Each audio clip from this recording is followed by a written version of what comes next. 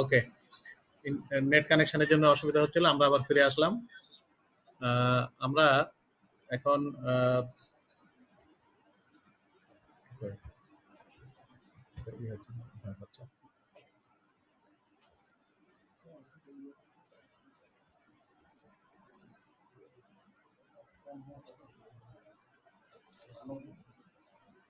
Leishmania group দিয়ে যে সমস্ত ডিজিজগুলো হচ্ছে, তাতে এক নাম্বার যেটা আমাদের দেশে প্রিভ্যালেন্ট সেটা হচ্ছে কালাজ্বর, বা এটার নাম হচ্ছে ভিসেরাল লিশমেনিয়াসিস, সংক্ষেপে আমরা ভিএল বলি। এছাড়া আরো কয়েকটি হয়, যেমন মিউকোকিউটেনাস লিশমেনিয়াসিস, এটার আরেক নাম হচ্ছে স্পন্ডিয়া। আর অর্থোপোনোটিক কিউটেনাস লিশমেনিয়াসিস, এটার আরেক নাম হচ্ছে oriental Soar, zoonotic কিউটেনাস লিশমেনিয়াসিস, post kala-azar dermal লিশমেনিয়াসিস।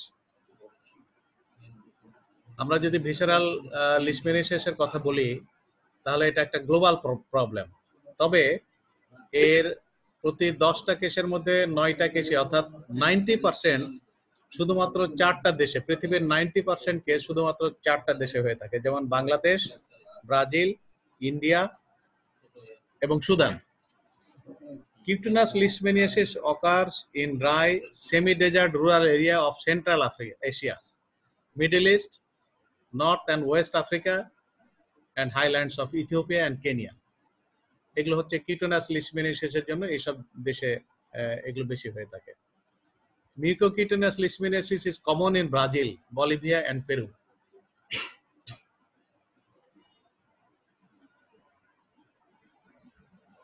লিশমেনিয়াসিস is endemic in 88 countries globally.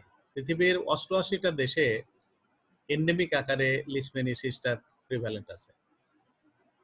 এটুকু আমরা এখান থেকে মনে রাখতে পারি। আর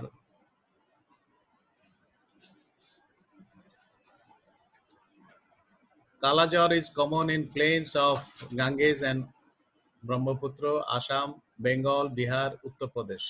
In Bangladesh, it is occurring in Sirazganj. সিরাজগঞ্জের একটা উপজেলা এটা এন্ডেমিক আকারে আছে। রাজশাহীর গোদাগাড়ির একটা অংশে এটা আছে।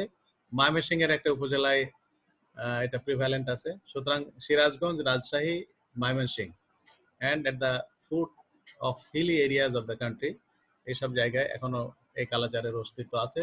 আমরা কালাজ্বরটাকে নির্মূল করার জন্য আমরা বিভিন্ন প্রোগ্রাম নিয়ে এটা কাজ করছি। এজেন্ট হচ্ছে 3টা এজেন্ট আছে, তার মধ্যে Leishmania donovani, it is responsible for visceral leishmaniasis বা কালাজ্বর। Leishmania tropica is responsible for cutaneous leishmaniasis or oriental sore. Leishmania brasiliensis, it is responsible for mucocutaneous leishmaniasis.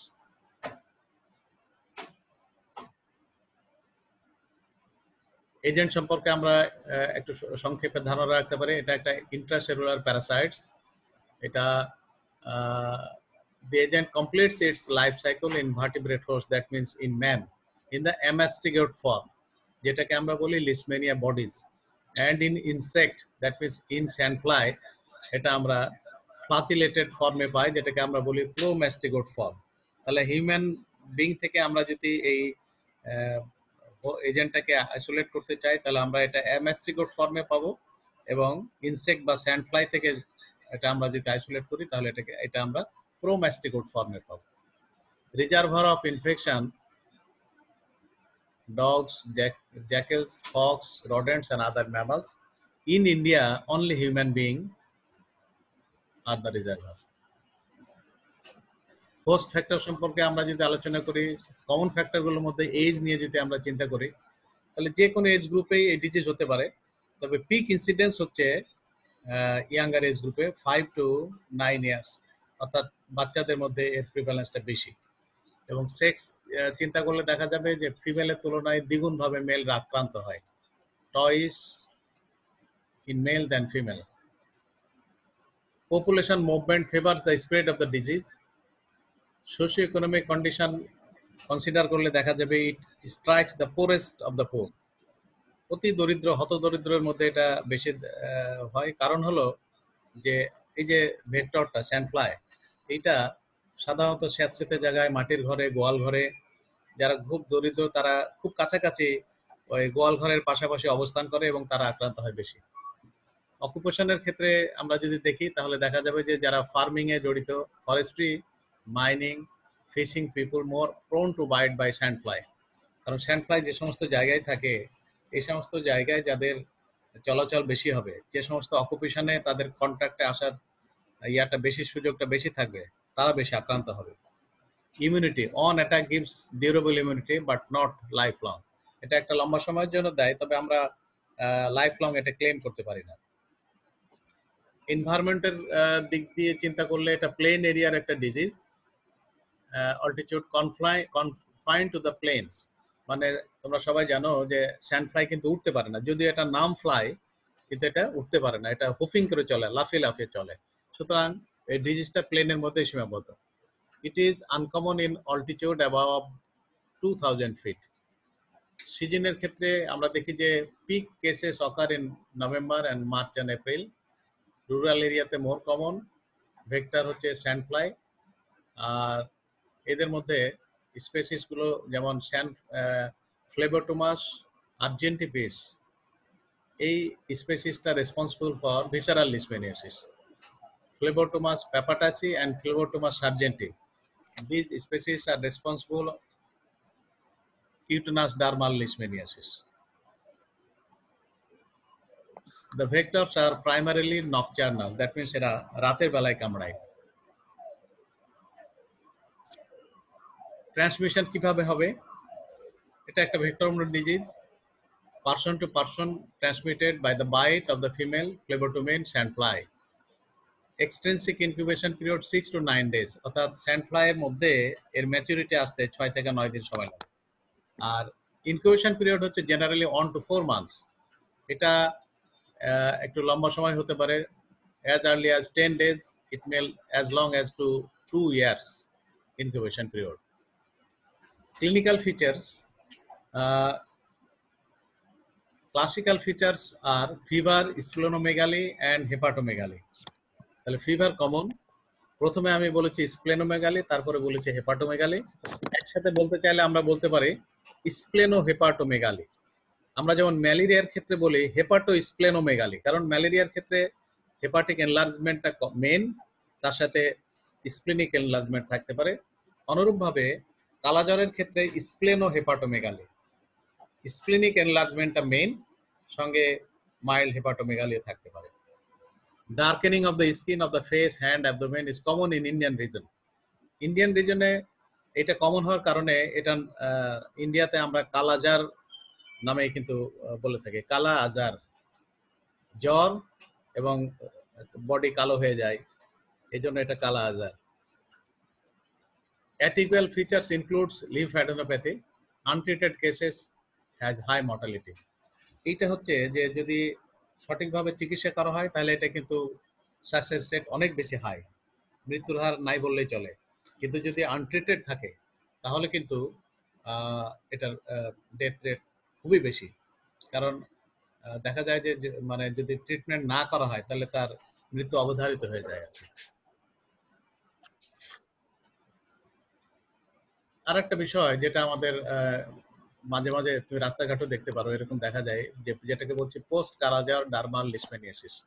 এটা কারো যদি একবার কালাজ্বর হয় এবং সেটা যদি প্রপারলি কমপ্লিট ট্রিটমেন্ট করা না হয় তাহলে দেখা যাবে যে অ্যাপারেন্টলি কালাজ্বর ভালো হয়ে গেল, কিন্তু পরবর্তী পর্যায়ে হয়তো কয়েক বছর পরে দেখা যাবে যে তার গায়ে স্পেশালি ফেসে এবং অন্যান্য জায়গায় মাল্টিপল নডিউল ফর্ম করে স্কিন উইদাউট আলসারেশন, এবং এই সমস্ত নডিউলগুলোর মধ্যে প্রচুর পরিমাণে প্যারাসাইট থাকে।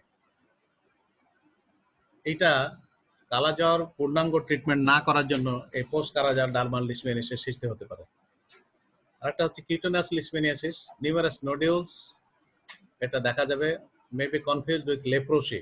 তবে এটার সাথে একটা পার্থক্য হলো যে এখানে painful ulceration at the site of expose to bite, যেখানে বাইট হয় সে জায়গায় একটা আলসারেশনের মতো থাকবে, কিন্তু লেপ্রোসিতে এরকম কোনো ওই আলসারেশন থাকবে না। মিউকোকিউটেনাস লিশমেনিয়াসিস সিমিলার, এখানেও আলসারেশন থাকবে সিমিলার টু কিউটেনাস লিশমেনিয়াসিস, কিন্তু এটা হচ্ছে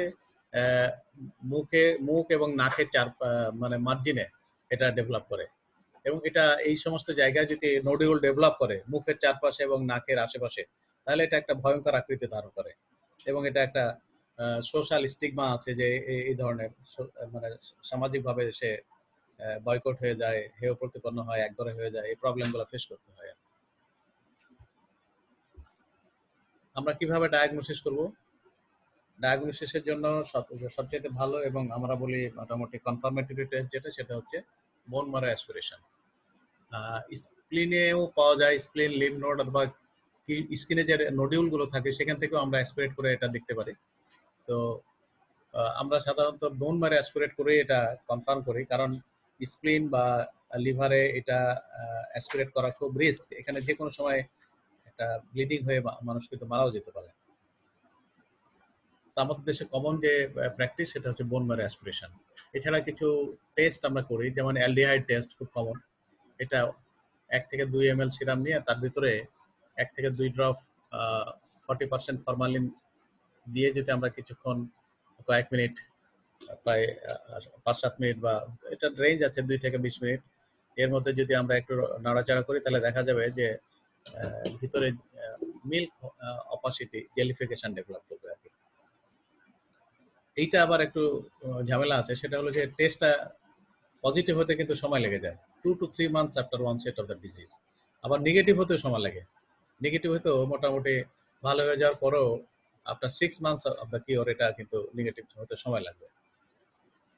তবে এটা সার্ভেলেন্স হিসাবে আমরা এটা ব্যবহার করতে পারি। এটা ডায়াগনোসিসের জন্য এটা খুব বেশি উপকারী নয়।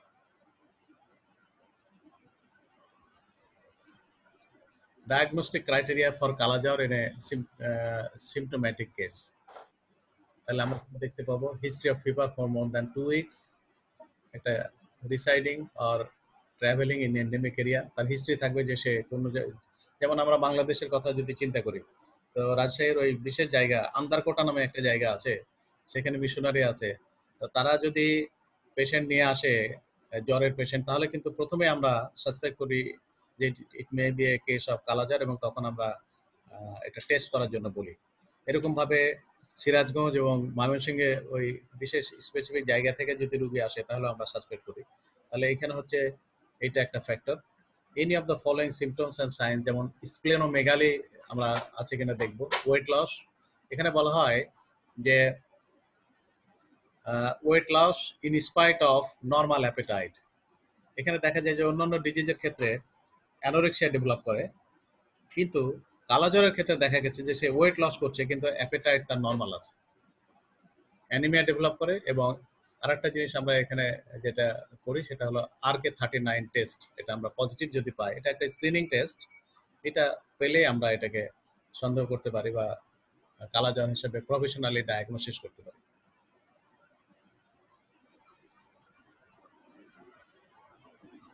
আর পোস্ট কালাজাল ডার্মাল লিশমেনিয়াসিসের ক্ষেত্রে আমরা কি ধরনের ফিচার পেতে পারি? একটা হলো যে তার হিস্ট্রি থাকবে, ওই সমস্ত জায়গায় অবস্থান করছে অথবা সেখানে ট্রাভেল করেছে। আর একটা হচ্ছে যে কালাজার হয়েছিল এবং তার এটা ট্রিটমেন্ট করেছে। আর skin lesion without loss of sensation, কারণ লেপ্রোসিতে যদি স্কিন লেশন থাকে, হাইপোডার্মিক এরিয়া যদি আমরা পাই, তাহলে কিন্তু এখানে লস অফ সেন্সেশন থাকে, কিন্তু কালাজ্বরে এরকম যদি পাই তাহলে সেখানে লস অফ সেন্সেশন থাকবে না। সুতরাং এটা একটা ডিমার্কেটিং পয়েন্ট লেপ্রোসির সাথে। এটা ম্যাকুলার হতে পারে, প্যাকুলার হতে পারে, নোডুলার হতে পারে, অথবা মিক্সড হতে পারে। Exclusion of other skin disease যেমন লেপ্রোসি, ভিটিলিগো, সোরিয়াসিস, রিংওয়ার্ম, এগুলো থেকে আমরা এক্সক্লুড করব। আর RK39 পজিটিভ পেতে পারি আমরা, অথবা PCR পজিটিভ হতে পারে, স্লিট স্কিন স্মিয়ার পজিটিভ হতে পারে। এগুলো ফিচার পেলে আমরা পোস্ট কালাজাল ডার্মাল লিশমেনিয়াসিস ডায়াগনোসিস করব। পোস্ট কালাজাল ডার্মাল লিশমেনিয়াসিস ডায়াগনোসিস করার জন্য আমাদেরকে তাহলে লেপ্রোসি, ভিটিলিগো, সোরিয়াসিস, রিংওয়ার্ম, এগুলো থেকে আমরা এগুলোকে ডিফারেন্সিয়াল ডায়াগনোসিসের আওতায় নিয়ে এগুলো থেকে আমাদেরকে আলাদা করতে হবে যে এটা post কালাজাল dermal লিশমেনিয়াসিস।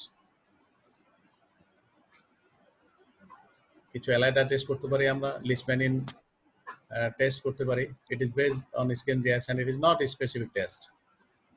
It has a valuable tool for diagnosing immune from non immune subjects. কোনো ভ্যাকসিন নেই।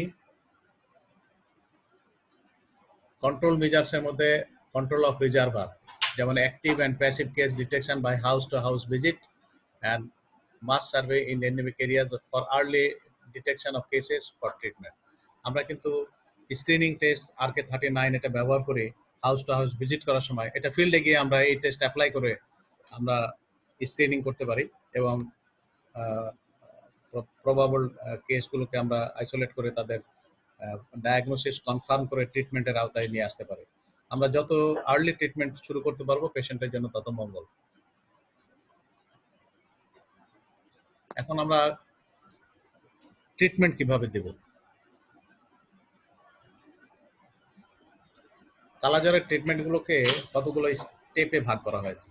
যেমন আমরা যেটা প্রথমে আর্লি ডায়াগনোসিস করি উইদাউট কমপ্লিকেশন, এটাকে আমরা বলছি প্রাইমারি কালাজ্বর। প্রাইমারি কালা আগে আমাদের যে ট্রিটমেন্ট ছিল আমাদের সময় সেটা কিন্তু এখন চেঞ্জ হয়ে গেছে।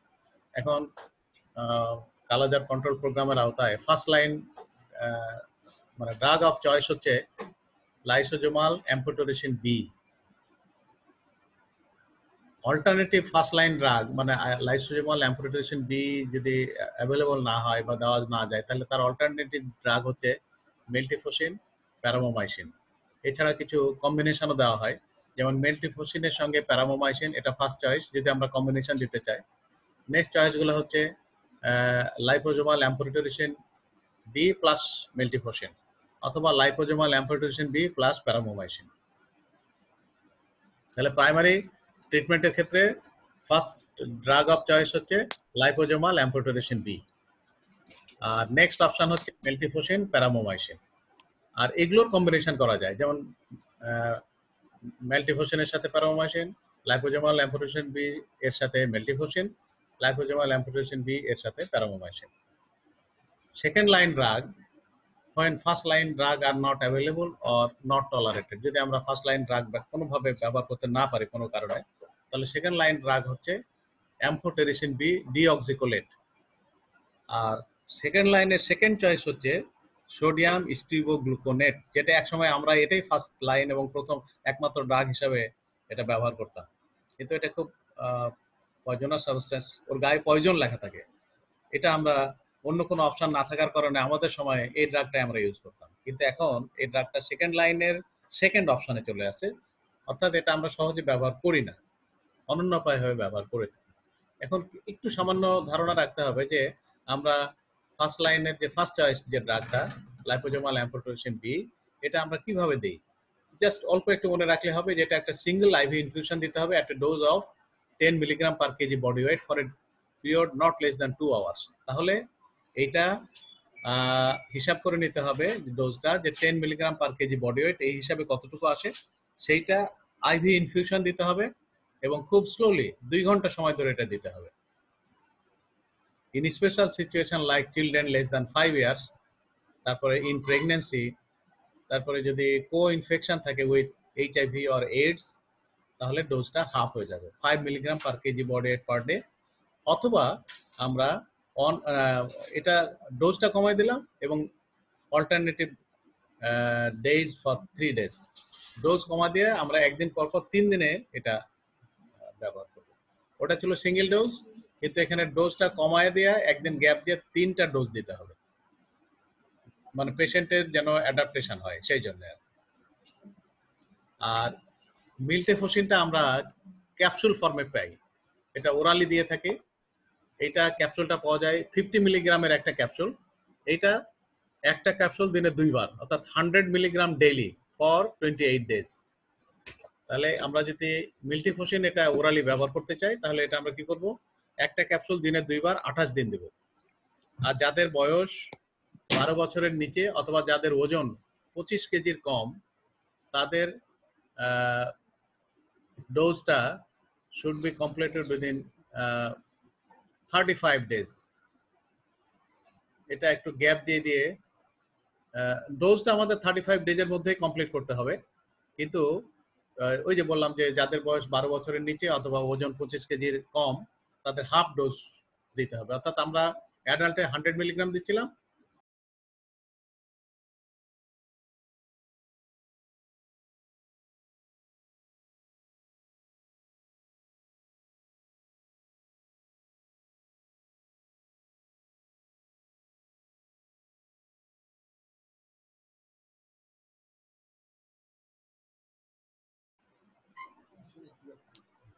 আচ্ছা, নেটের জন্য আবার প্রবলেম হলো। তো আমরা আহ,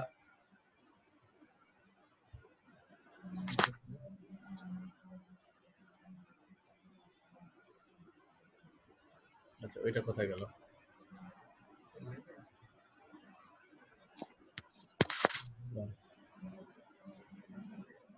স্ক্রিনটা কোথায় গেল? হুম,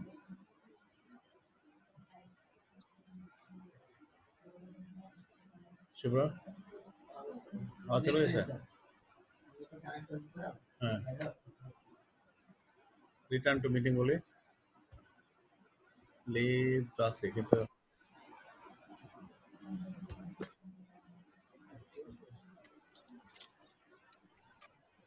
আমার ইয়েটা কই, পাওয়ার পয়েন্টটা কই?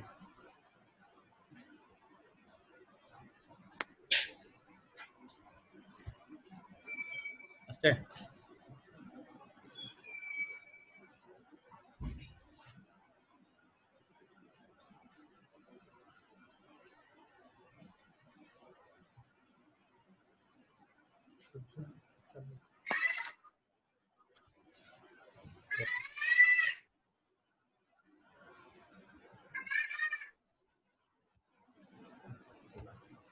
share screen.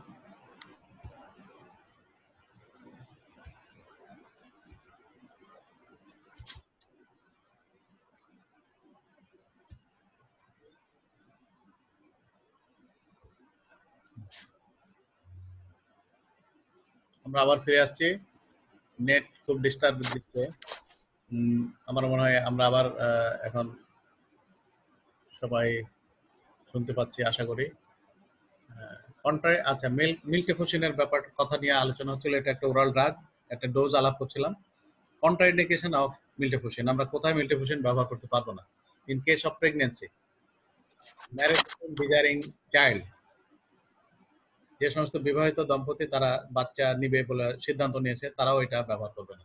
Breast feeding women, children less than 2 years, তাহলে ছোট বাচ্চাদের জন্য এটা কন্ট্রাগেটেড বিধায় বাচ্চাদের সাথে সম্পর্কিত এরকম স্টেজগুলো আমরা অ্যাভয়েড করবো। প্রেগনেন্সি, তারপরে যারা ডিজায়ার করছে বাচ্চা নিবে, অথবা ব্রেস্ট ফেড উইমেন এবং চিলড্রেন লেস দ্যান 2 ইয়ার্স, এদের ক্ষেত্রে আমরা মিল্টিফুশিন ব্যবহার করবো না।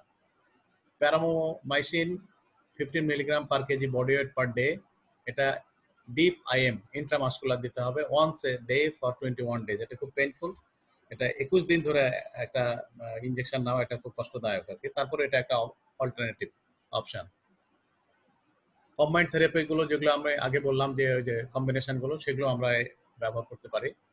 এত ডোজ তোমাদের অত ডিটেলস জানার দরকার নেই।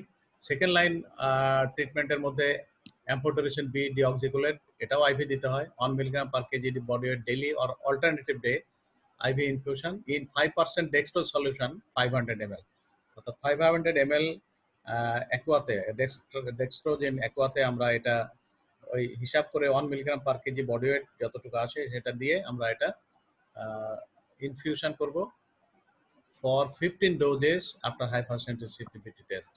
এটা হাইপার সেন্সিটিভিটি টেস্ট করে নিয়ে এটা 15টা ডোজ দিতে হবে।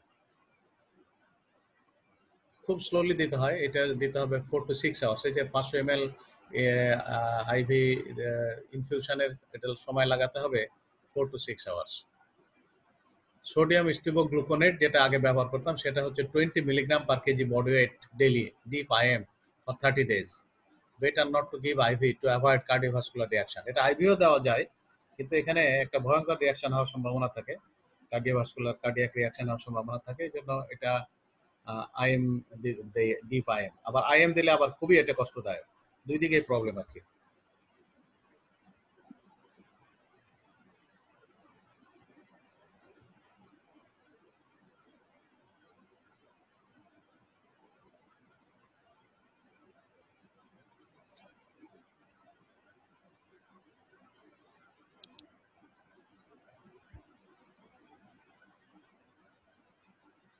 Treatment of post kala-azar dermal লিসপেনিয়াসিস, সেটার ক্ষেত্রে আবার আমরা এই অপশনগুলো দিতে পারি। একটা হলো ফার্স্ট লাইনে মিল্টিফোসিন 100 milligram daily in divided doses, 2 divided doses. That means capsule তো হচ্ছে 50 মিলিগ্রাম, সেটা সকালে একটা রাত্রে একটা দিলে 100 মিলিগ্রাম হলো ফর 12 উইকস। 12 উইকস মানে 3 মাস। তাহলে পোস্ট কালাজাল ডার্মাল লিস্টিনেসের ক্ষেত্রে আমাদের এটা ডিউরেশনটা অনেক লম্বা। এই জন্য এটা আমরা যদি মেল্টিফোসিনটা যদি আমাদের কন্ট্রাইন্ডিকেটেড না হয় পেশেন্টের জন্য, তাহলে এটা বেস্ট অপশন যে আমরা এটা 3 মাস ধরে ওষুধটা দিতে পারি। চিলড্রেনের ক্ষেত্রে হাফ ডোজ। নেক্সট হচ্ছে অ্যাম্পোটেরেশন বি ডিঅক্সিকোলেট। এটাও আমরা 1 milligram per KG body weight daily অথবা অল্টারনেটিভ ডেতে আইভি ইনফিউশন দেবো। ওই যে 500 ml ডেক্সট্রোজেন অ্যাকোয়াতে এটা 6টা সাইকেল দিতে হবে। প্রতি সাইকেলের 2 সাইকেলের মধ্যে গ্যাপ থাকতে হবে 10 ডেজ। আর sodium stibogluconate 20 milligram per KG body weight per day, এটা ডিপ আইএম দেবো for 20 days per cycle with total 6 cycle. মানে এক সাইকেলে আমরা 20টা করে ইনজেকশন দেবো, তারপরে 10 দিন গ্যাপ দেবো, আবার 20 দিনের ইনজেকশন দেবো, আবার 10 দিন গ্যাপ দেবো। এইভাবে 6টা সাইকেল আমাদের দিতে হবে। খুবই কষ্টদায়ক। ট্রিটমেন্ট অফ কিউটেনাস লিশমেনিয়াসিস, যেখানে সোডিয়াম স্টিবিগ্লুকোনেট দেওয়া হয়, এটা 20 ডেজ। মেল্টিফোসিন এটা 100 মিলিগ্রাম ডেলি, এটা ফর 28 ডেজ ফর এইটা। আর প্রেগন্যান্সির ক্ষেত্রে ড্রাগ অফ চয়েস হচ্ছে লাইসোজোমাল অ্যাম্ফোটেরেশন বি। যারা চাইল্ড ডিজায়ার করছে, ম্যারিড উইমেন, তাদের ক্ষেত্রেও ড্রাগ অফ চয়েস হচ্ছে liposomal amphotericin B. Breast fed women, তাদের ক্ষেত্রেও লাইপোজোমাল অ্যাম্ফোটেরেশন বি। সুতরাং ওই যে মেল্টিফোসিন যে সমস্ত জায়গায় কন্ট্রাইন্ডিকেটেড, সে সমস্ত জায়গায় এই ধরনের এই ড্রাগটা ইউজ করতে হবে আমাদের। আমাদের অন্যান্য ট্রিটমেন্টের পাশাপাশি যেগুলো চিন্তা করতে হবে, যেমন এখানে অ্যানিমিয়া থাকে, সুতরাং অ্যানিমিয়া কারেকশন করতে হবে, ব্লাড ট্রান্সফিউশন দিতে হবে।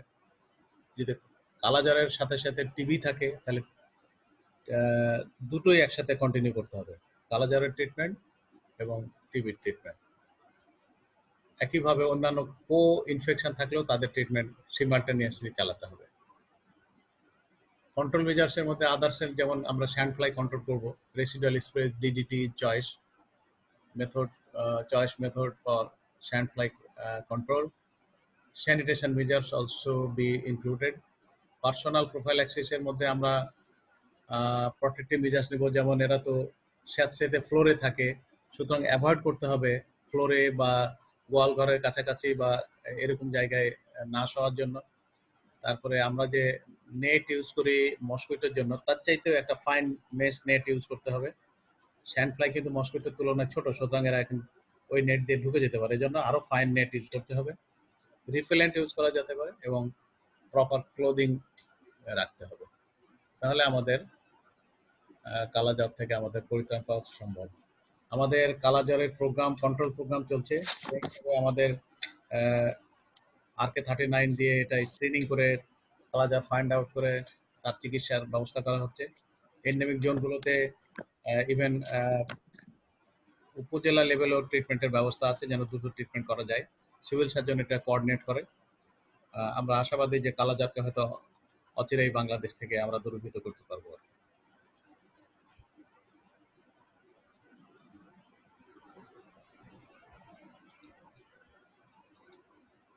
এখন ওদেরকে আনমিউট করে দিই, কই এটা পার্টিসিপেন্ট আনমিউট অল।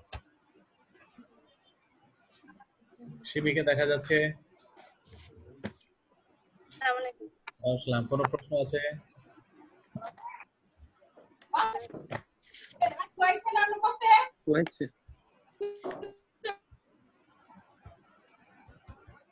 কালাজ্বর সম্পর্কে আর কোনো প্রশ্ন আছে কিনা? মাহের,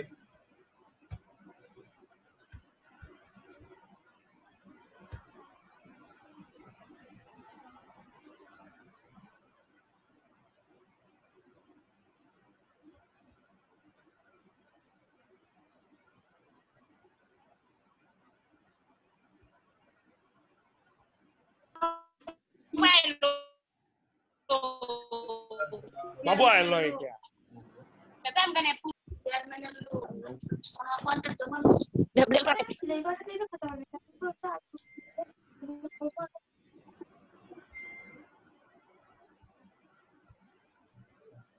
আছে? তাহলে আবার যাব আমি। তাহলে আবার কিভাবে যেতে হবে ওদের সাথে ইয়ে করে ফেলি পার্টিসিপেন্ট শেয়ারিং স্ক্রিন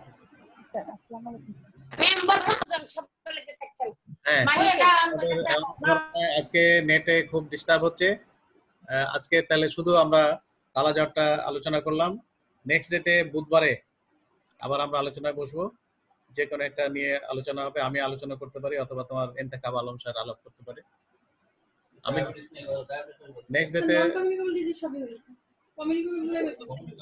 আগামী দিন তাহলে আমরা লেপ্রোসি এবং ফাইলেরিয়াসিস এটা ছোট ছোট দুটো ডিজিজ আছে একসাথে আমরা আলাপ করে নেব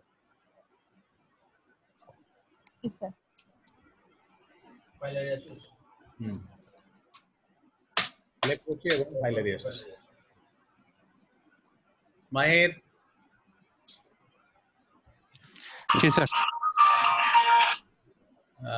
একটু ডিসরাপশন হলো মাঝখানে অনেকবার কারণ বারবার নেট চলে যাচ্ছিল তো এটা কি মোটামুটি শোনা গেছে তো জি স্যার সুন্দর শোনা আমি গেছে ওটা তোমাদের ইয়া দিয়ে দিচ্ছি ওই যে তোমাদের গ্রুপে ওই আমার পাওয়ার পয়েন্ট প্রেজেন্টেশনটা দিয়ে দিচ্ছি জি স্যার আর নেক্সট আমরা বুধবারে আলোচনা করব 11:30টায় জি স্যার আজকে এখানে শেষ করছি আল্লাহ হাফেজ